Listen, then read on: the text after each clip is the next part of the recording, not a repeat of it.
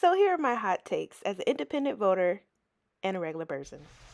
Tonight, the high-stakes showdown here in Philadelphia between Vice President Kamala Harris and former President Donald Trump. I've done a few unpopular opinion videos on this channel. This will be my first one about a presidential debate for the two primary parties. I did one on all the third-party candidates, starting with some help for those who have been struggling with Kamala's name. Here it is. Kamala Harris. Let's have a good debate. Nice to see you. Have fun. Thank you. Peep the way that Kamala walks towards him. Like, she goes way farther to meet him for the handshake, but she does this little pause, like, is he gonna come to me? Nah, let me go straight to him. And then they shake hands. Pretty stern handshake. Like, I would have failed that part right there. But she makes it through with eye contact and walks away already exhausted with him. Welcome to you both. It's wonderful to have you. It's an honor to have you both here tonight. When it comes to the economy, do you believe Americans are better off than they were 4 years ago? So I was raised as a middle-class kid. We know that we have a shortage of homes and housing, and I intend on extending a tax cut for those families of $6,000, which is the largest child tax credit that we have given in a long time, so that those young families can afford to buy a crib, buy a car seat, buy clothes for their children. So we're going to instruct families to rely on tax cuts instead of corporations raising wages. That's silly. I think there's a bit of denial on where the frustration is for middle-class families. When Trump was accurately saying how much costs have gone up for consumers, and Kamala's just shaking her head like that's not the case. We were at 21%, but that's being generous because many things are 50, 60, 70, and 80% higher than they were just a few years ago. Unfortunately, Trump couldn't resist the urge to talk about immigration. But aside from that, he did a pretty good job answering the economy question. On top of that, we have millions of people pouring into our country. Now, I was waiting for a Kamala clapback throughout the entire debate, and this was the closest that she came to it. Well, but I'm going to tell you all, in this debate tonight, you're going to hear from the same old tired playbook, a bunch of lies, grievances, and name-calling.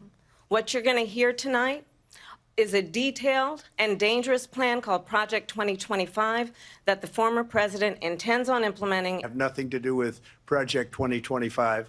That's out there. I haven't read it. I don't want to read it purposely. I'm not going to read it. This was a group of people that got together. They came up with some ideas, I guess some good, some bad. I want to turn to the issue of abortion. Vice President Harris says that women shouldn't trust you on the issue of abortion because you've changed your position so many times. Therefore, why should they trust you? Well, the reason I'm doing that vote is because the plan is, as you know, the vote is, they have abortion in the 9th month. They even have, and you can look at the governor of West Virginia, the previous governor of West Virginia, he said the baby will be born and we will decide what to do with the baby. In other words, we'll execute the baby.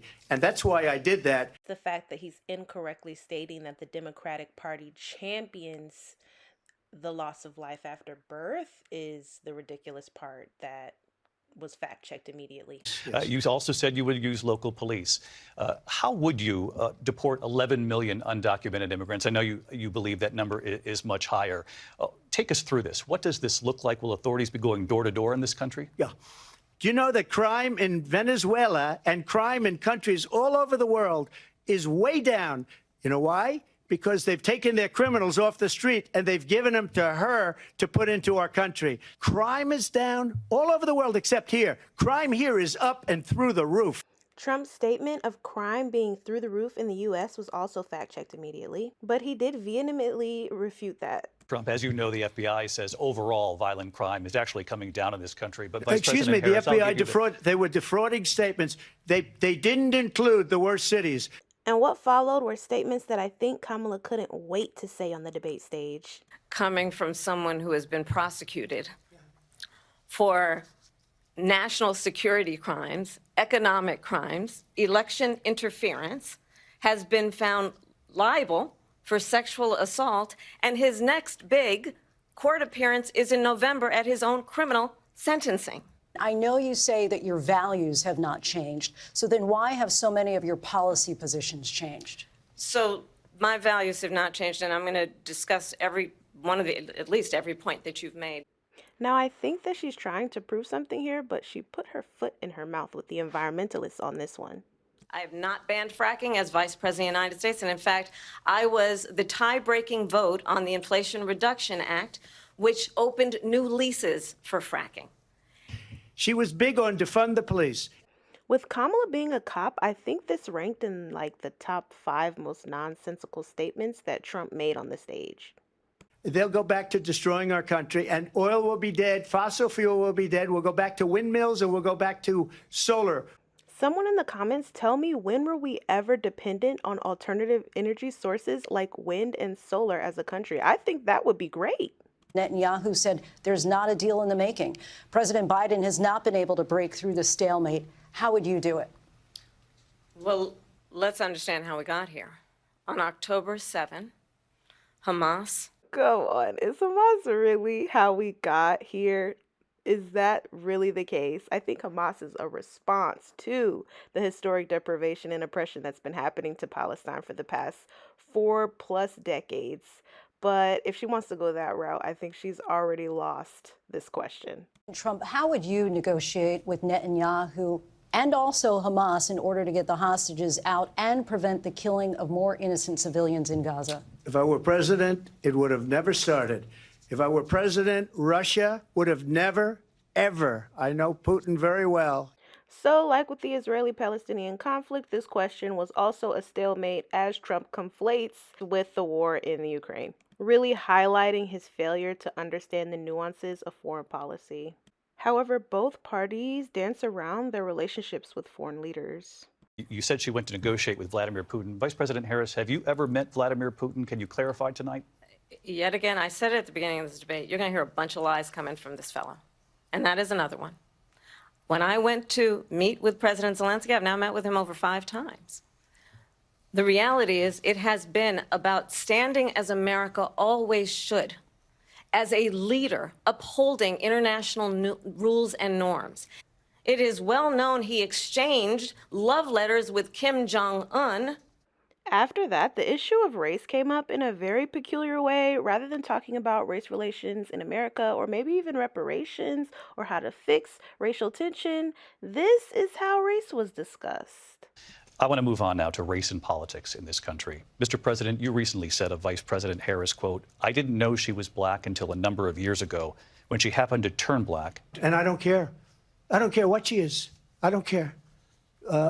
You make a big deal out of something. I couldn't care less.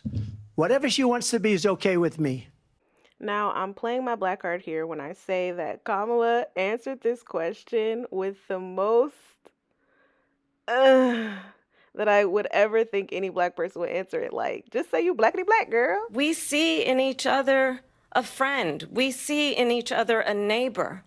I have a plan that is about allowing people to be able to pursue what has been fleeting in terms of the American dream by offering a help with down payment of $25,000 down payment assistance for first-time home buyers. This was a wasted opportunity to give Detroit its credits because we have been doing this in the city. $25,000 down for free for Detroiters in the blackest city in the U.S.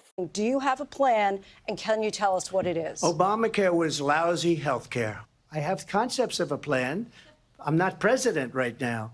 But if we come up with something, I would only change it if we come up with something that's better and less expensive. And there are concepts and options we have to do that. So if you don't have a plan and you're running for office, you expect to create the plan once you're in office, or are you going to implement plans that have already been made, hence Project 2025? People are planning on your behalf, and that's what you're dependent on. So why shouldn't folks be concerned about those other plans that exist? The time has come for closing statements, and Vice President Harris, we begin with you. We're not going back. And I do believe that the American people know we all have so much more in common than what separates us. And we can chart a new way forward. What we can do that is about giving hardworking folks a break and bringing down the cost of living. I believe in what we can do together that is about sustaining America's standing in the world and ensuring that we have the respect that we so rightly deserve, including respecting our military, and ensuring we have the most lethal fighting force in the world. Why hasn't she done it? She's been there for 3.5 years. They've had 3.5 years to fix the border. They've had 3.5 years to create jobs and all the things we talked about. Why hasn't she done it? We're laughed at all over the world. They don't understand what happened to us as a nation.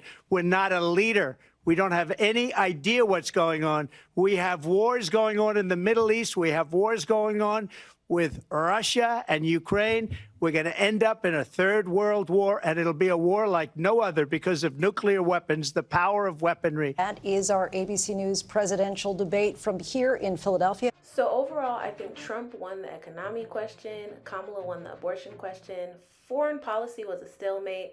Somehow the race question was also a stalemate. Trump made a more impactful closing statement, but I also think whoever goes last gets the upper hand in that. It's a mention about an earpiece. What do you all think about that? And any other thoughts you all have about my opinions? I'd love to hear those.